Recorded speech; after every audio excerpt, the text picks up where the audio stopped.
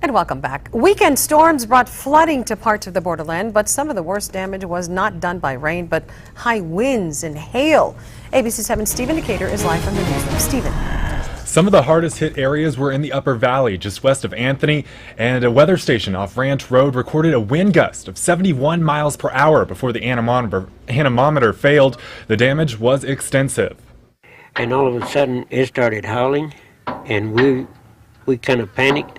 Storms moved in fast yesterday afternoon. It was unreal. I'm glad it only lasted for 30 minutes. What the storms lacked in duration, it made up for in intensity.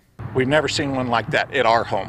What you're looking at here is what's left of a horse barn. The roof yesterday was picked up and thrown behind me here by some very strong winds, and it now lays right in front of this pecan orchard.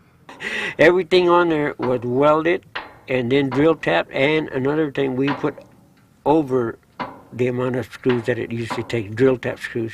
The barn was full of horses when the storm hit. One had a few scrapes, but it could have been much worse. He ran off and he's trying to look for the other horses, and luckily he didn't go very far. We found him. He was about maybe 200 yards from here. Winds weren't the only issue with the storms. Hail shredded pecan trees. I feel sorry for the pecan orchard, the people that own them, because there's no pecans left on them. Nearby homes had broken windows and vehicles were dented. And it was just white with hail. There were drifts of hail up against the house. We dug through some of the hail just out of curiosity, and some of it was as big as an inch.